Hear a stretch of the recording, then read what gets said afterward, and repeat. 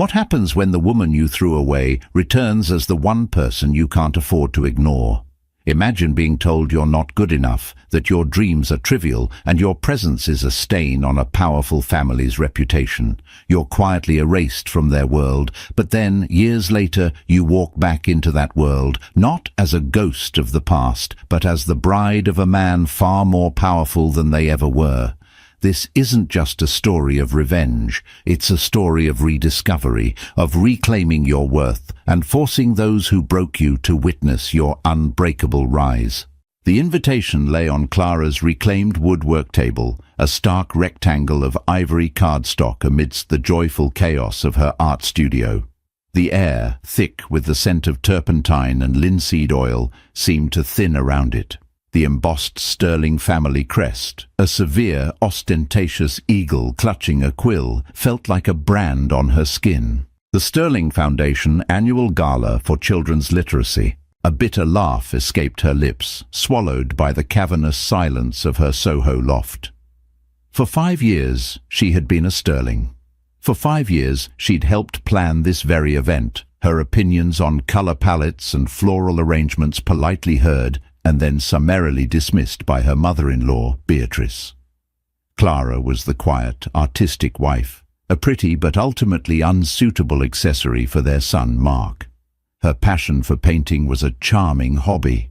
Her desire for a small, independent gallery was unbecoming. Her inability to produce an heir in their preferred time frame was a silent, damning failure. The divorce had been as sterile and efficient as a corporate merger. Mark, his spine made of jelly when it came to his mother, had explained it was for the best.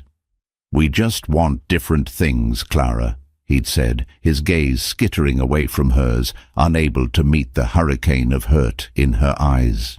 The truth was, his family wanted a different thing for him, and she was not it. The day the decree was finalized, the Sterling family lawyer, a man with the warmth of a tombstone, had looked at her with undisguised pity. She was no longer a factor, an irrelevant footnote. In the 2 years since, she had rebuilt herself, brushstroke by painful brushstroke. She poured her grief, her rage, and her quiet resilience onto canvases.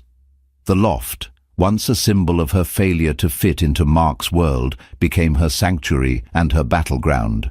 Her art, once timid and apologetic, grew bold. Jagged lines, deep, bruised colors, portraits of women with shadowed eyes and defiant jaws.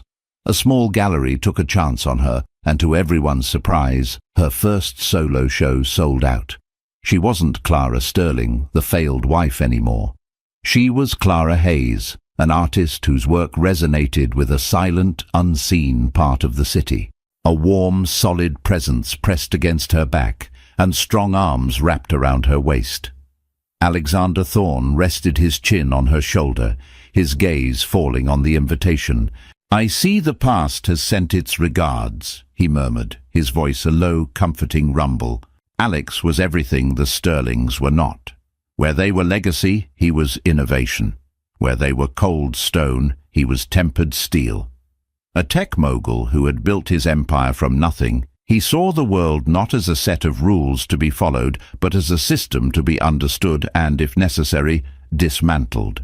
He had walked into her gallery 6 months ago, his attention captured not by her, but by a painting, a raw, visceral piece titled "Echoes in an Empty Hall." He'd stared at it for a full 10 minutes before turning his intense grey eyes on her. "Who hurt you enough to create something this beautiful?" he'd asked. It was the first time anyone had seen her pain, not as a weakness, but as a source of strength. "I'm not going," she said, her body rigid in his embrace. "There's no reason to." "Isn't there?" He gently turned her to face him. His touch was always questioning, never demanding. "You're one of the artists they're honoring this year. They're showcasing a print of your work. It seems they find your hobby less charming and more profitable now." The irony was nauseating. The foundation had purchased one of her prints in a blind auction, and now they were parading her name, her maiden name, as a testament to their patronage of the arts. They probably didn't even realize who she was. Or worse, they did, And this was some kind of power play. It would be a statement, Alex continued, his thumb stroking her cheek. Walking in there not as who they remember, but as who you are. And who are you in this scenario? She asked, a sliver of her old insecurity surfacing. The billionaire benefactor escorting the charity case. His expression hardened, not with anger, but with a fierce protectiveness that still took her breath away. I am the man who is incandescently proud to be with the most talented, resilient, and beautiful woman in this room.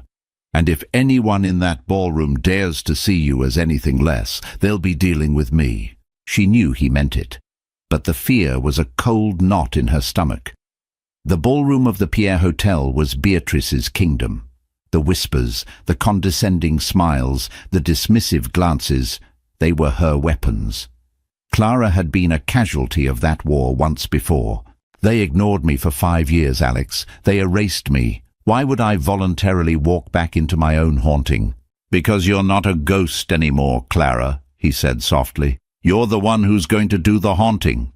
He tilted his head, a slow, dangerous smile playing on his lips. It was the smile that had graced the cover of Forbes, the one that competitors saw in their nightmares.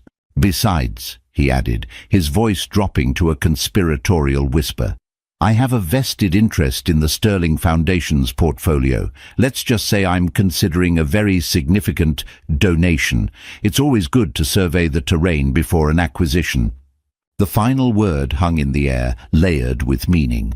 He wasn't just talking about charity. She looked from his confident, steady gaze to the arrogant eagle on the invitation. The knot in her stomach didn't dissolve, but it tightened, transforming from fear into something else, something like resolve. She had spent years letting them define her worth. Maybe it was time she showed them how wrong their valuation had been. Fine, she said, her voice stronger than she expected, but I'm choosing the dress, and it's not going to be beige. The ballroom at the Pierre was a galaxy of manufactured stars. Diamonds glittered like frost on the necks and wrists of women in designer gowns, and the air hummed with the self-congratulatory buzz of New York's old-money elite.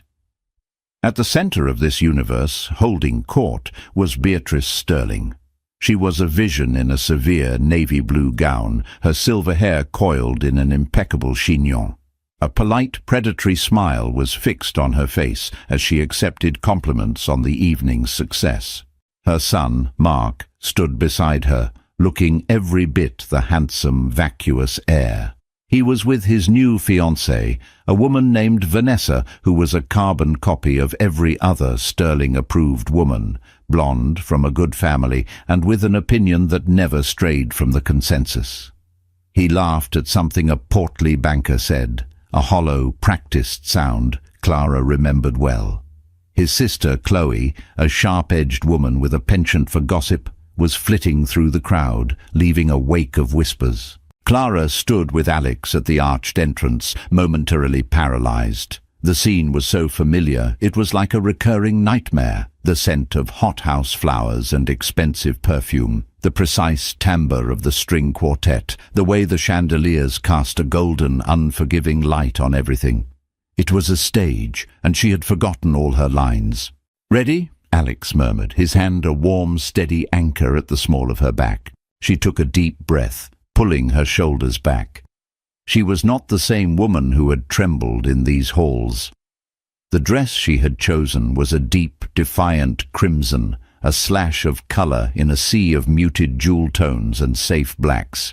It clung to her figure, a testament to the strength she had found not in a Pilates studio, but in hoisting heavy canvases and wrestling with her own demons. Her hair was down, a dark cascade over her shoulders, and the only jewellery she wore was a pair of simple, elegant diamond studs, a gift from Alex. "Let's make our entrance," she said. They stepped through the archway. For the first few seconds, nothing happened. They were just another couple arriving late. Then, a woman who had once been on a charity committee with Clara paused, her champagne flute halfway to her lips. Her eyes widened. She nudged her companion. A ripple of recognition, of disbelief, spread through the room. The low hum of conversation did not stop. But it changed. It fractured, faltered, and then reformed around a new, shocking nucleus. Chloe was the first of the Sterlings to see her. Her perfectly painted smile froze, then curdled into a sneer of pure astonishment. She turned, her movements jerky, and grabbed Mark's arm. "Mark, you are not going to believe who just walked in." Mark followed her gaze, his own smile faltering. He saw the crimson dress first, a beacon in the crowd. Then he saw the face, Clara. But it was Clara transformed. The hesitant, almost apologetic posture he remembered was gone, replaced by a quiet, unshakable confidence. She was holding the arm of a man. He squinted. It couldn't be. Alexander Thorne, the one man his father and mother spoke of with a mixture of fear and loathing. The tech barbarian at their gilded gates. He felt the blood drain from his face. Vanessa, his fiancée, noticed his pallor.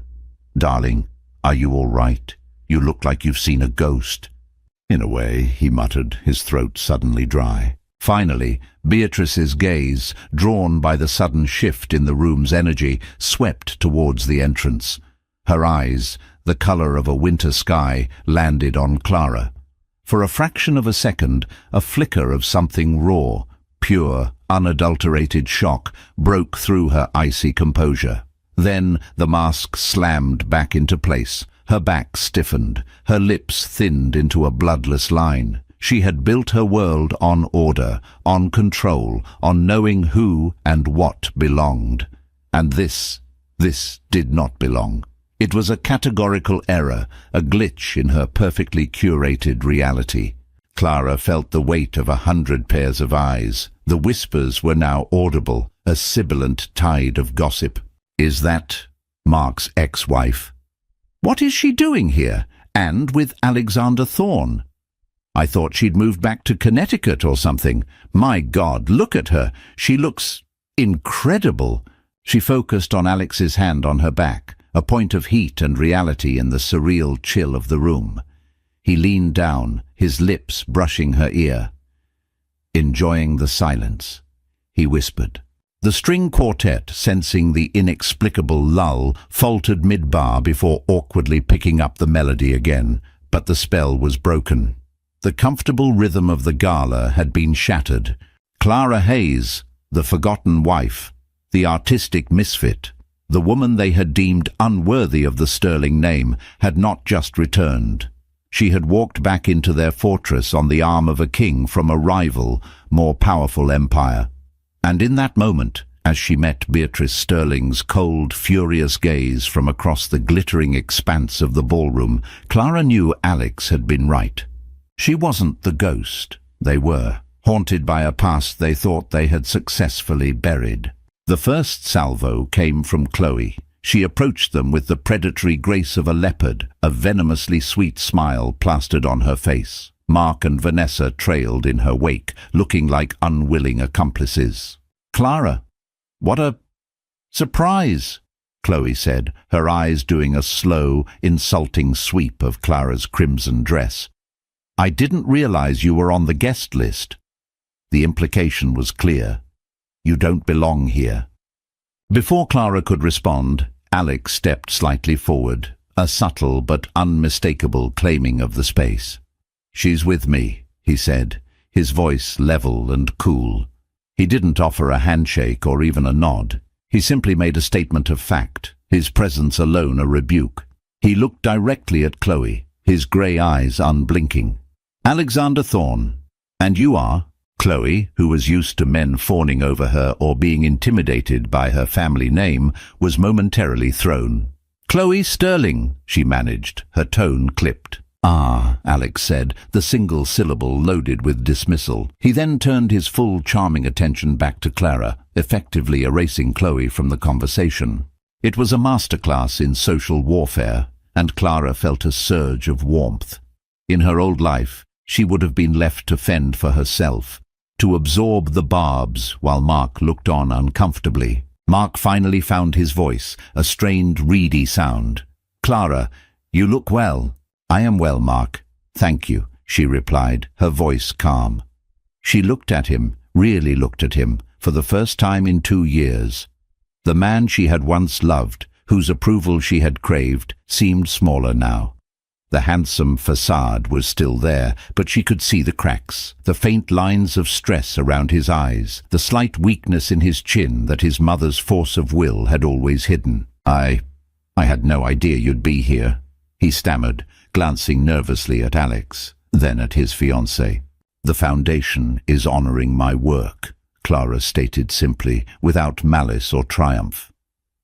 It was the truth, and its plainness was more powerful than any accusation she could have leveled. The work they had dismissed was now being celebrated in their own house. Vanessa, the fiancée, offered a tight, brittle smile.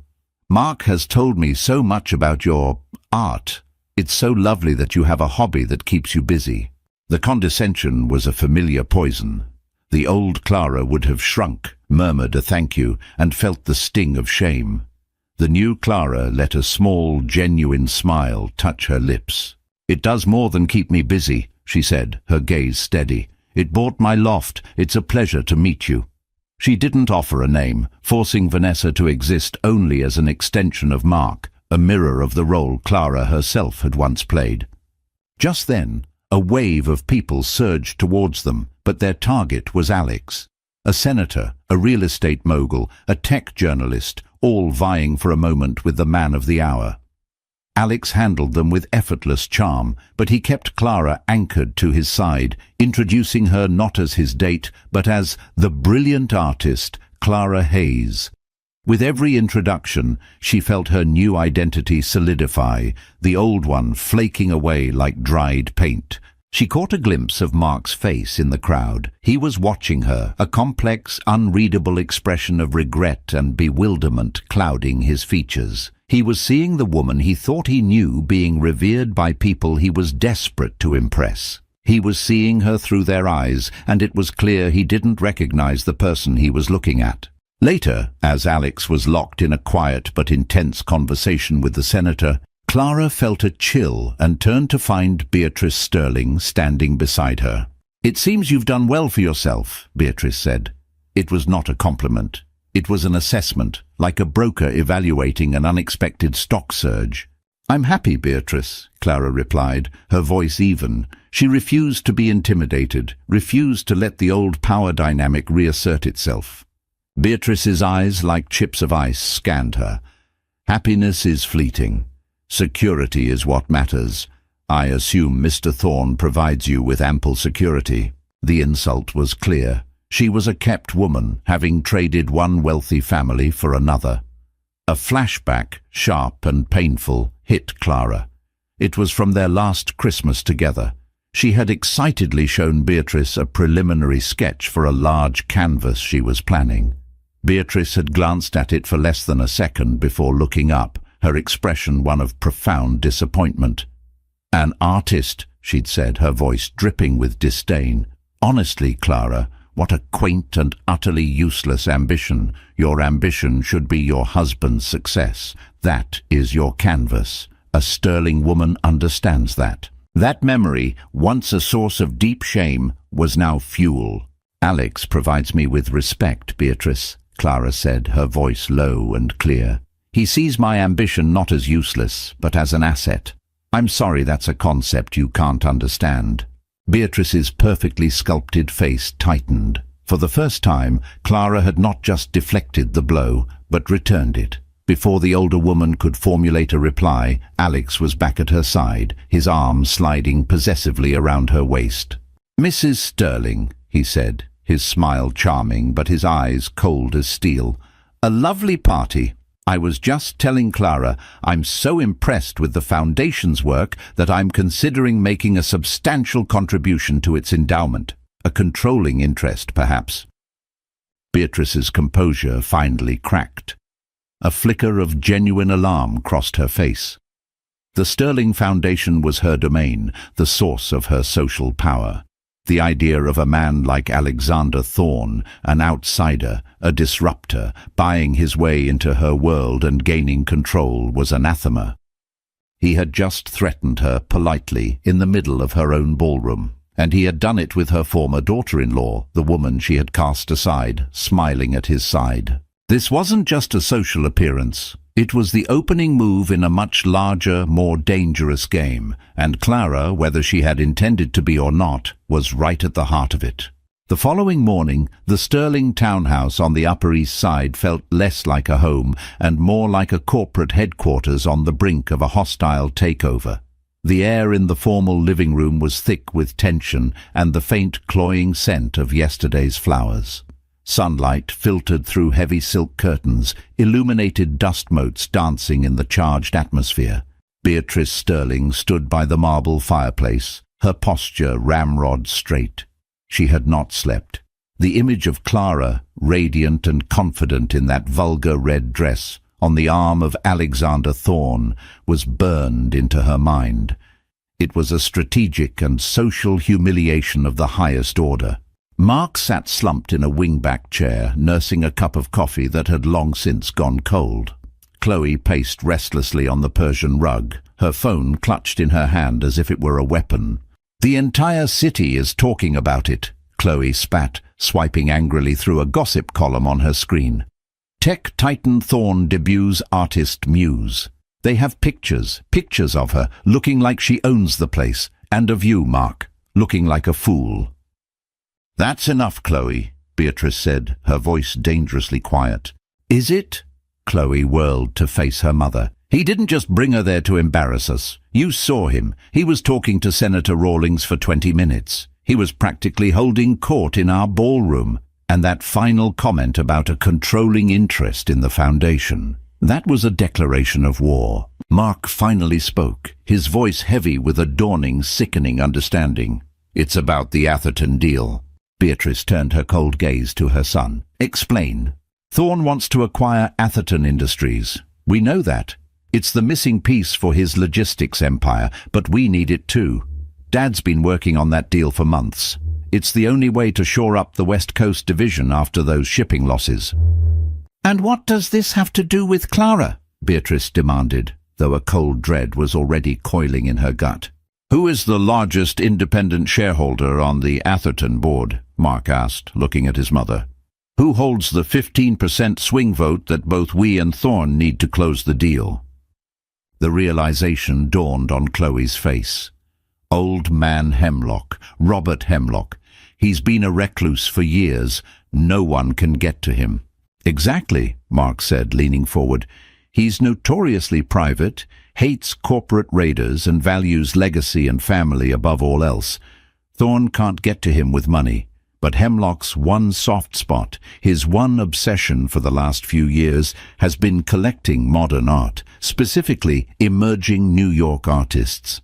Beatrice's blood ran cold. "No." "Yes," Mark confirmed, his voice barely a whisper. "I checked this morning. His last major purchase 3 months ago was an original canvas by an artist named Clara Hayes. It's called Echoes in an Empty Hall." The room fell silent. The full, terrifying scope of the situation settled upon them. This wasn't about a jilted ex-wife getting petty revenge. This was a meticulously planned corporate maneuver. Alexander Thorne wasn't just dating Clara, he was leveraging her. She was his key, his beautifully unaware skeleton key, to unlock the one door that stood between him and a corporate victory that would cost the Sterlings dearly.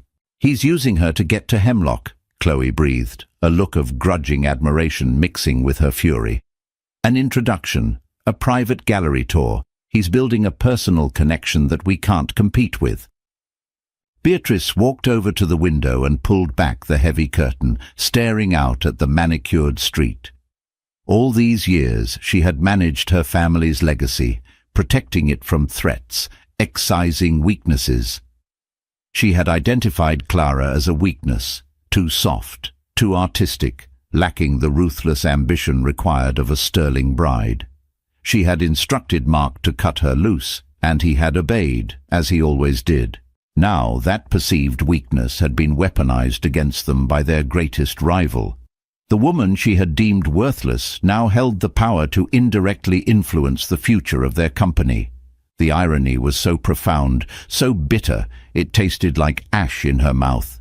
"This is your fault, Mark," she said, her voice slicing through the silence. You let her go. You should have controlled her, managed her hobbies. Instead, you let her build this separate identity. My fault, Mark shot back, a rare spark of defiance in his eyes. You're the one who told me she wasn't good enough. You pushed me to end it, to find someone more suitable like Vanessa, who has all the personality of a decorative vase. Do not raise your voice to me, Beatrice snapped, her authority reasserting itself instantly. Mark deflated, slumping back in his chair. She began to pace, her mind a whirlwind of calculations. This changes nothing. We will not be outmaneuvered. Chloe, I want you to find out everything you can about Robert Hemlock's habits, his charities, his grandchildren, anything we can use. Mark. She stopped and pinned her son with an intense stare. You are going to talk to Clara. Mark looked at her in horror. What? What could I possibly say to her?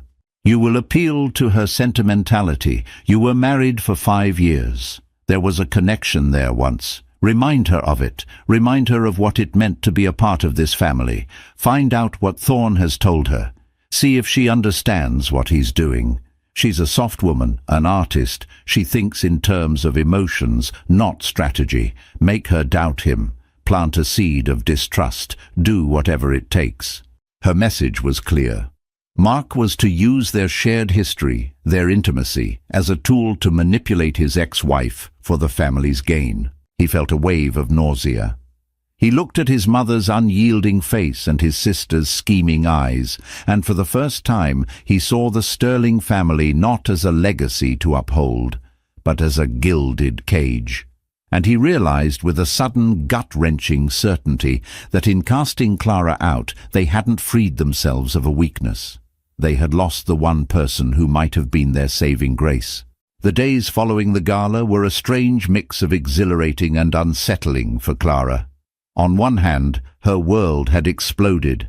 The art world, which had been cautiously embracing her, was now clamoring for her. Her gallery was flooded with calls. A prominent art critic requested a studio visit. The print of her work at the gala was suddenly the most talked-about piece of the night. She was no longer just an artist, she was a story. On the other hand, a shadow of doubt had begun to creep in. Alex's comment to Beatrice about a controlling interest had replayed in her mind. He was a brilliant, strategic man. He never said anything by accident. Was their public debut, her reintroduction to the Sterling's world, truly just about supporting her? Or was she a beautiful, convenient piece on his chessboard? The thought felt like a betrayal of the genuine connection she felt with him, but she couldn't shake it. She had spent 5 years as an accessory to someone else's ambition, and she would rather burn her canvases to ash than ever play that role again. Alex seemed to sense her disquiet. He was as attentive and passionate as ever, but she noticed a new intensity in him, a focus that seemed to extend beyond their bubble. There were more late-night calls, more encrypted files on his tablet. One evening, as they were sharing a simple dinner in her loft, the city lights twinkling below, she decided to confront the ghost in the room. "The Atherton deal," she said, her voice cutting through their comfortable silence. Alex paused, a forkful of pasta halfway to his lips. He slowly set it down, his grey eyes searching hers. He didn't feign ignorance. "What about it?" "I read the financial news, Alex. I know you're in a battle with Sterling Industries for it, and I know the key is a shareholder named Robert Hemlock." She watched his face carefully. "He's a major collector of my work, isn't he?" He held her gaze, his expression unreadable. "Yes, he is." A cold knot formed in her stomach. "And that's what this is about? Was taking me to that gala, putting me back in their world, just a way to get to him? Am I your ticket to an introduction?" The accusation hung in the air, sharp and ugly. She saw a flicker of something in his eyes, not guilt, but a deep, weary hurt. He reached across the table and took her hand. His was warm and strong. "Clara, listen to me. I walked into your gallery 6 months ago knowing nothing about you except what your painting told me. I saw strength and pain, and a fire that captivated me. Everything that has happened between us since then has been real. You have to believe that." "I want to," she whispered, her voice fragile. "But," he continued, his grip tightening on her hand, "am I a man who uses every advantage at his disposal to win? Yes.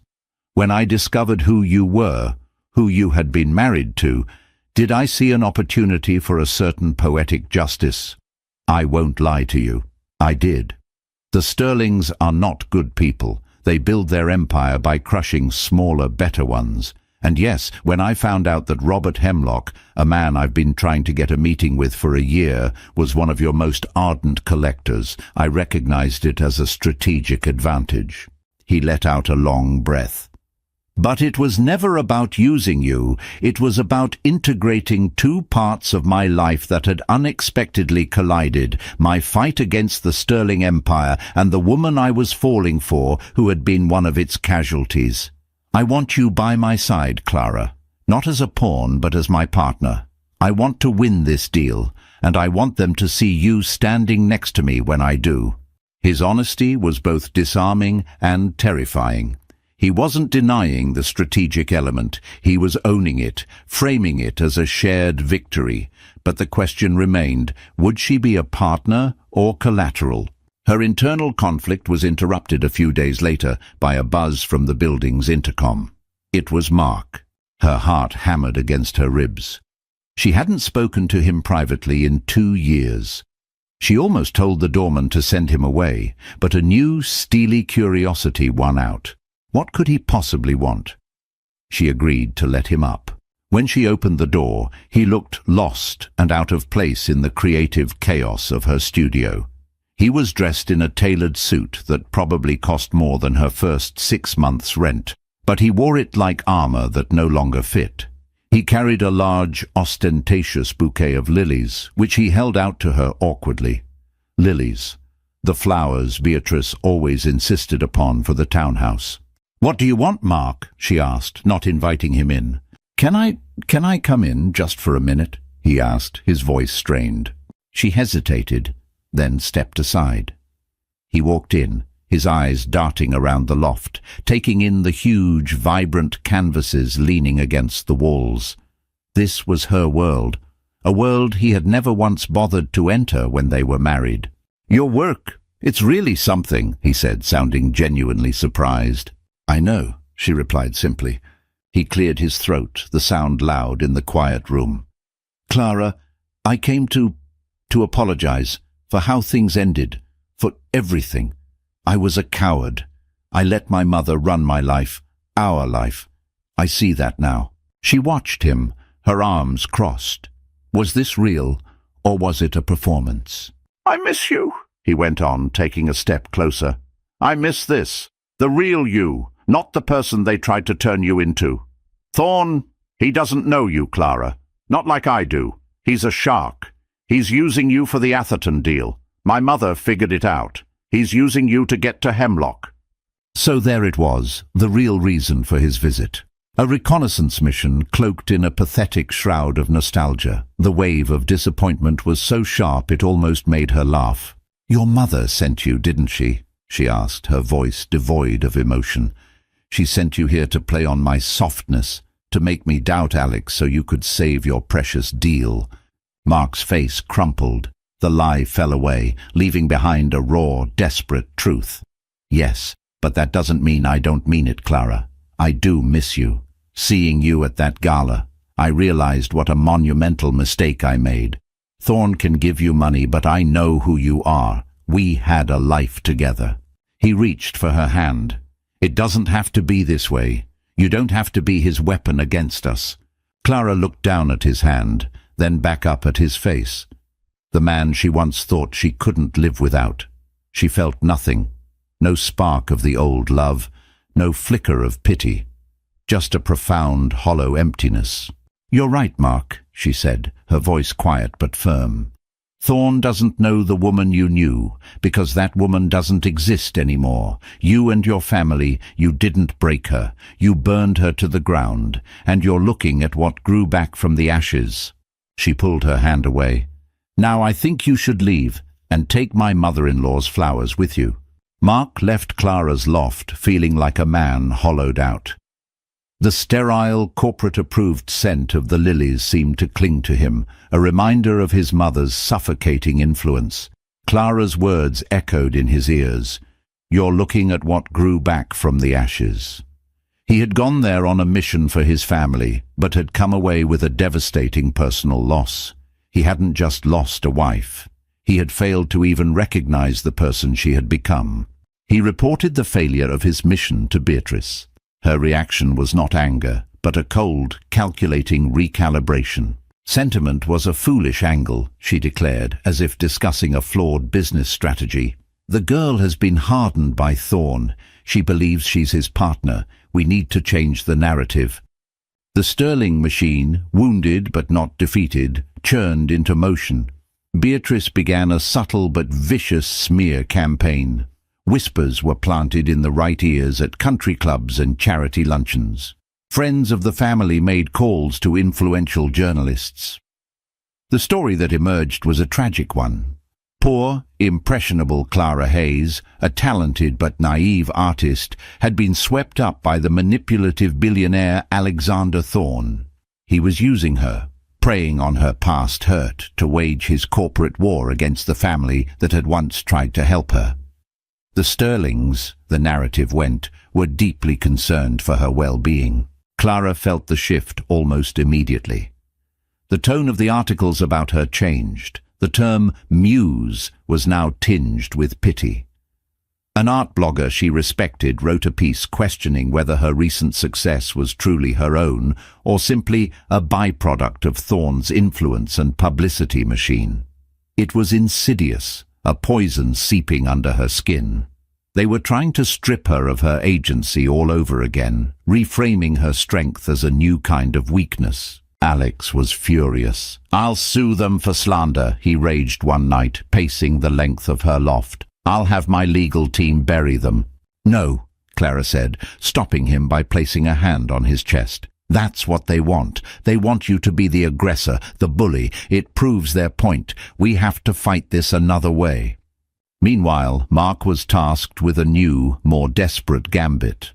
Beatrice, realizing that sentiment hadn't worked, decided that perhaps a grand, public gesture of remorse might. They needed to show the world, and more importantly, shareholders like Robert Hemlock, that Mark was the repentant husband and Thorn was the interloper. A week later, Clara was at her gallery, finalizing the layout for a new exhibition when Mark walked in. This time he wasn't alone.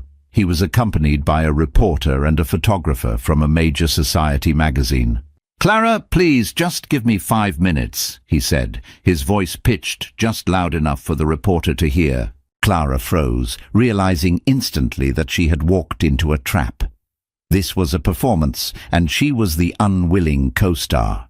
"Mark, this is not the time or the place," she said, her voice low and tense. I know I have no right," he said, stepping closer. He looked genuinely anguished, a perfect imitation of a heartbroken man. "But I can't let this go on. I can't stand by and watch that man use you to settle a business score." The photographer's camera clicked, capturing her shocked expression. "I made the biggest mistake of my life letting you go," Mark continued, his voice thick with emotion. "My family, they were wrong. I was wrong.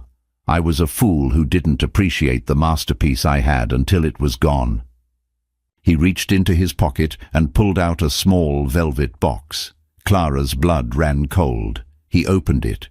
Inside was a ridiculously large diamond ring, far gaudier than anything she would ever wear. He got down on one knee. The gallery, which had been buzzing with quiet activity, fell utterly silent. The photographer's camera flashed, a series of blinding, intrusive strobes. "Clara Hayes," Mark said, his voice ringing with theatrical sincerity. "I know I don't deserve it, but I'm asking you for a second chance. Be my wife again. Come home." It was a checkmate of emotional blackmail. In front of the press, she was being offered a fairy tale ending, the remorseful prince begging his lost love to return. If she said no, she wasn't just rejecting Mark. She was rejecting the narrative of forgiveness. She would be the cold, unforgiving woman who chose the evil billionaire over the man who was publicly humbling himself for her. Beatrice's strategy was brilliant in its cruelty. Clara stared down at him, at the absurdly large diamond, at the practiced pain in his eyes. A hot, white rage, purer than any she had ever felt, washed through her. They were trying to cage her again, to force her back into a story she had fought so hard to escape. She looked past Mark, directly into the lens of the camera. She thought of Alex's fierce belief in her, of the woman she had become in the quiet solitude of her studio. She took a slow, deliberate breath. "Get up, Mark," she said, her voice not loud, but carrying an unmistakable authority that cut through the silence. He faltered, his performance momentarily disrupted. "Clara." "Get up," she repeated. "You are not proposing to me. You are staging a scene for a magazine. You are not offering me your heart. You are using a ring as a prop in your mother's pathetic little play." She looked at the shocked reporter. "There is no story here. There is only a desperate business tactic. The Sterling family is not concerned for my well-being. They are concerned about losing the Atherton deal to a better, more competent competitor." Then she looked back down at her ex-husband, who was still kneeling, his face a mask of disbelief. "The answer is no, Mark. Not now, not ever. You didn't appreciate the masterpiece you had? You're right, but you're still mistaken. The masterpiece wasn't me. It was the life I could have built, the woman I could have become if I hadn't spent 5 years shrinking myself to fit into your family's narrow little frame. Now, if you'll excuse me, I have an actual masterpiece to hang." With that, she turned her back on him, on the camera, on the entire sordid spectacle, and walked toward the far wall of the gallery, leaving him kneeling alone in the wreckage of his family's last, desperate gambit. The story of Mark's failed proposal, meant to be a public relations coup for the Sterlings, backfired spectacularly. The reporter, sensing a far more compelling story than the one she'd been fed, printed Clara's side of it. Her powerful, unapologetic rebuttal to Mark's stunt was quoted in full. She was no longer a victim or a pawn. She was a queen defending her territory. The narrative had shifted definitively in her and Alex's favor. Public sentiment, especially among women who saw a reflection of their own struggles in her story, was overwhelmingly on her side. But the victory felt hollow to Clara. The incident had dredged up all the pain of the past, and, more importantly, it had crystallized the one question that still haunted her relationship with Alex. He had told her he wasn't using her, but she was, undeniably, a central part of his strategy. Where did the strategy end and his feelings begin? She needed to know everything, the full truth, without varnish or evasion. That night, in the quiet of his minimalist penthouse overlooking Central Park, she confronted him. The city glittered below them like a carpet of fallen stars, but the mood inside was somber. "I need you to tell me why, Alex," she began, her voice steady. "Not the corporate answer, not the soundbite about poetic justice. I need to know why you are so determined to defeat the Sterlings. What did they do to you?" Alex looked out the floor-to-ceiling window for a long moment, his reflection a ghostly figure against the skyline. When he turned back to her, the confident mask of the billionaire was gone. In its place was a vulnerability she had never seen before, a deep, old wound. "They destroyed my father," he said, his voice low and raw. He sat down on the leather sofa, and she sat beside him, giving him the space to speak. "My name wasn't always Thorne," he began. "It was Theron. My father, Michael Theron, owned a small but innovative robotics company back in the late 90s. He was a brilliant engineer, a visionary. He developed a new kind of automated sorting system for warehouses that was 10 years ahead of its time. Sterling Industries, even back then, was a logistics giant. They wanted his technology." He paused, the memory clearly painful. "My father refused to sell. He believed in his company, in his people. So Sterling Industries, led by Mark's father and with Beatrice pulling the strings behind the scenes, decided to break him. They started a rumor that his technology was faulty. They poached his top engineers with exorbitant offers. And then the final blow. They engaged him in acquisition talks, got access to his proprietary designs under a non-disclosure agreement, and then pulled out of the deal, claiming financial irregularities. 6 months later, they released their own new sorting system. It was my father's design, barely modified. Clara felt a wave of sickness. They stole it.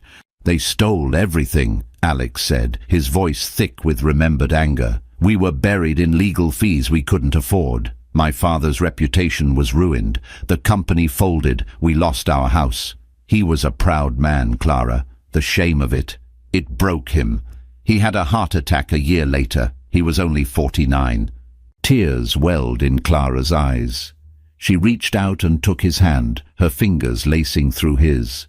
After he died, my mother and we had nothing. I put myself through college on scholarships and loans, working 3 jobs.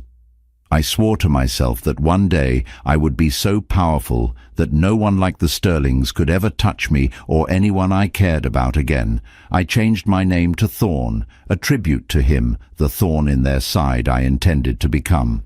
I built my company with one goal in mind, to be better, faster, and more ethical than them, and to one day beat them at their own game. He looked at her, his grey eyes shining with unshed tears. The Atherton deal is the culmination of that promise. It's the final piece. Taking it from them isn't just about business. It's about justice for my father. It's about proving that his legacy wasn't a failure. Now she understood. The relentless drive, the strategic brilliance, the cold fury he reserved for her ex-family. It was all born from a profound and righteous grief. "And me?" she whispered, the final, crucial question. "When you found out who I was I just a ghost from their past that you could use?" He turned to her fully, taking both of her hands in his.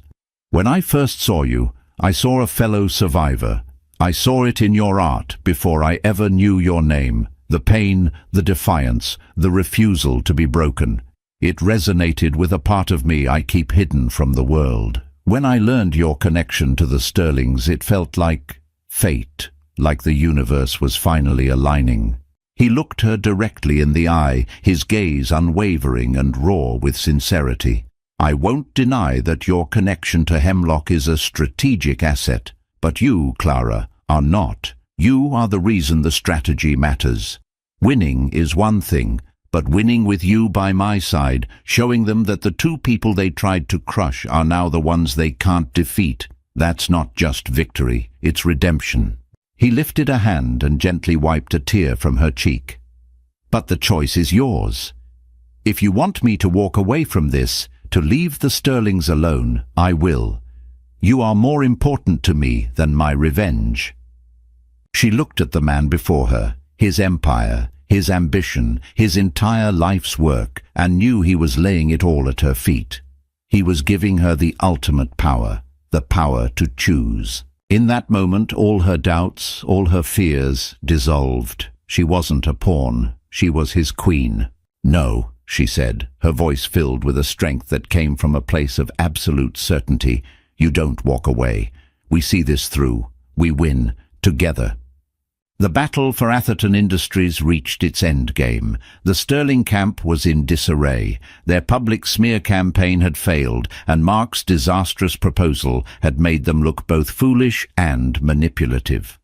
Alexander Thorn, meanwhile, was riding a wave of positive press, portrayed as a dynamic innovator standing up to a corporate bully, with the fiercely independent Clara Hayes by his side. The final piece was Robert Hemlock. Alex, through Clara, had secured the one thing no amount of money could buy, a private visit to Hemlock's estate in the Hudson Valley. It wasn't framed as a business meeting. The invitation was for Hemlock to personally show Clara his collection, which included 3 of her paintings. Alex was invited to accompany her.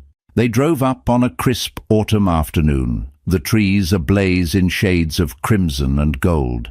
Hemlock's estate was old, elegant and understated, the antithesis of the Sterlings' gaudy opulence. Hemlock himself was a sharp, witty man in his late 70s with eyes that missed nothing. He and Clara talked about art for 2 hours. He spoke of her work with a genuine passion and a deep understanding that touched her profoundly.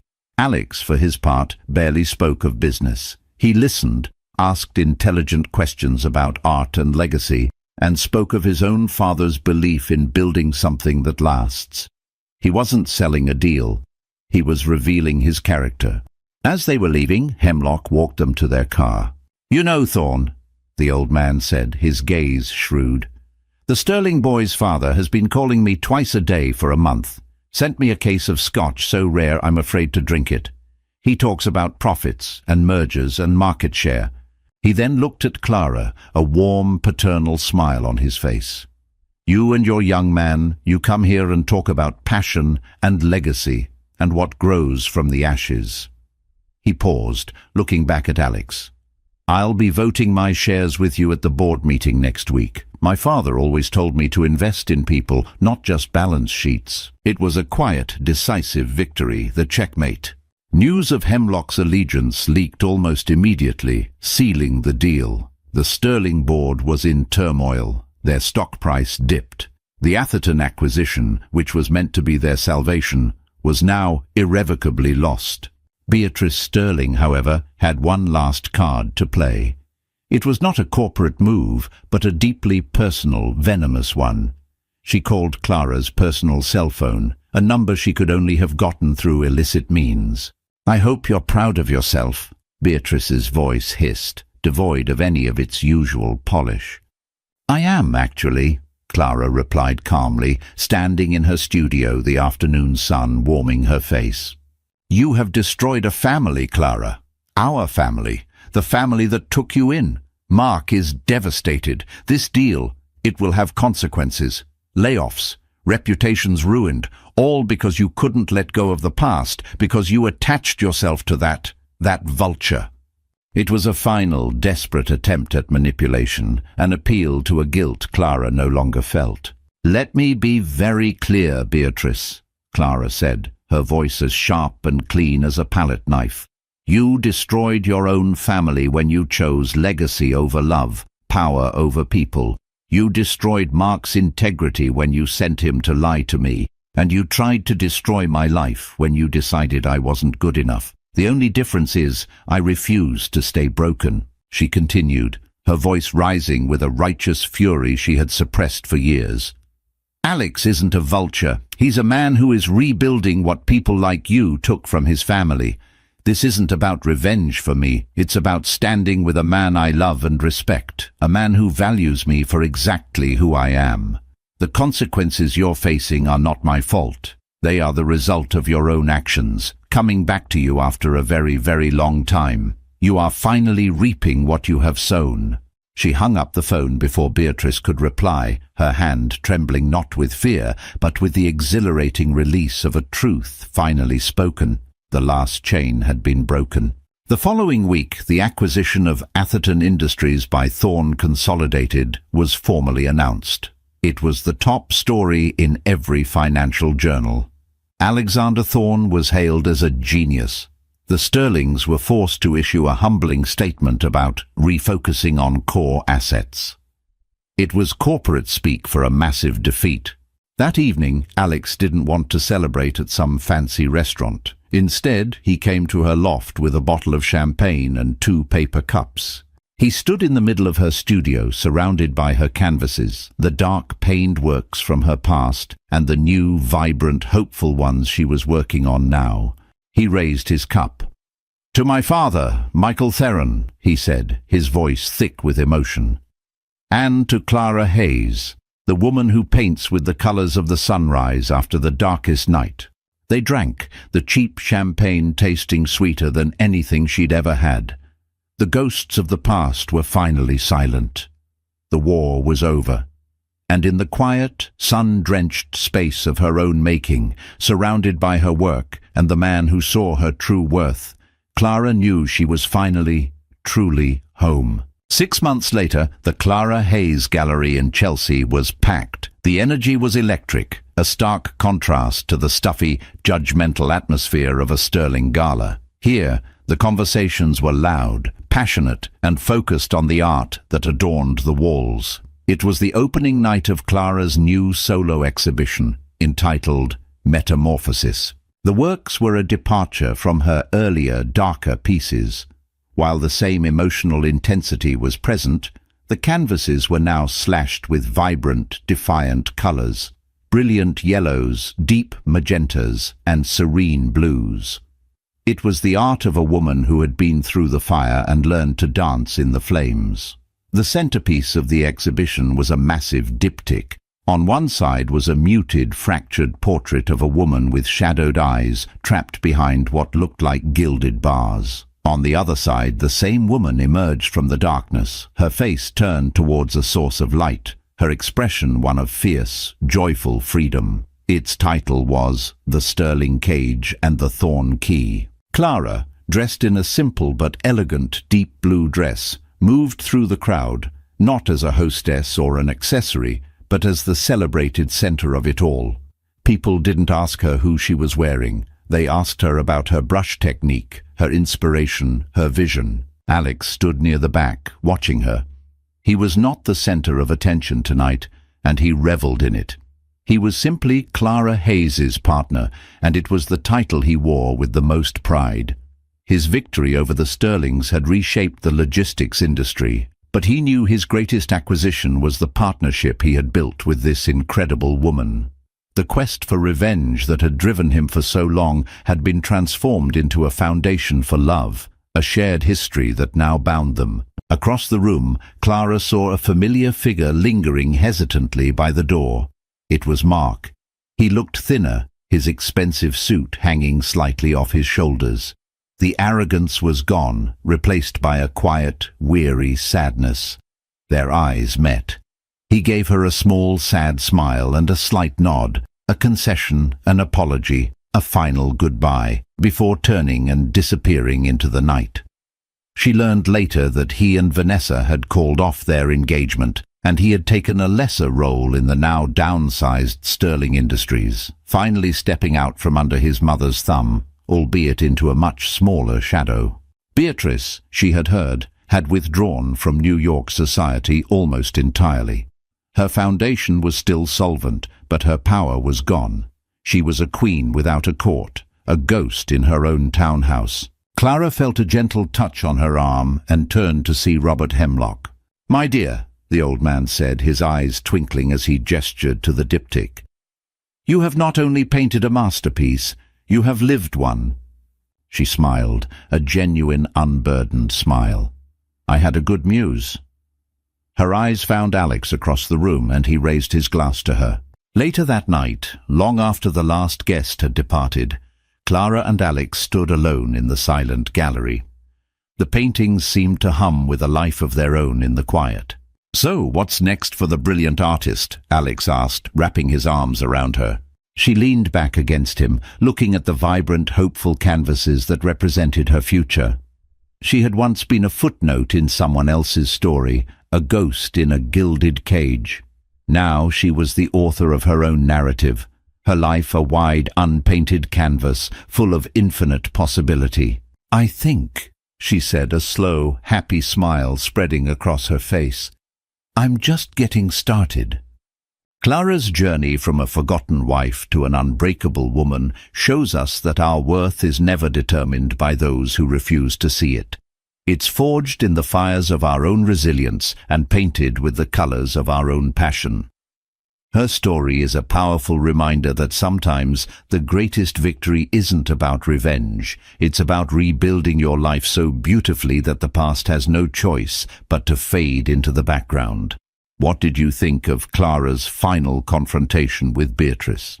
Let me know in the comments below. If you were moved by this story of empowerment and redemption, please give this video a thumbs up. Share it with someone who needs to hear it, and don't forget to subscribe for more emotional stories that will stay with you long after you've finished listening. Thank you for watching.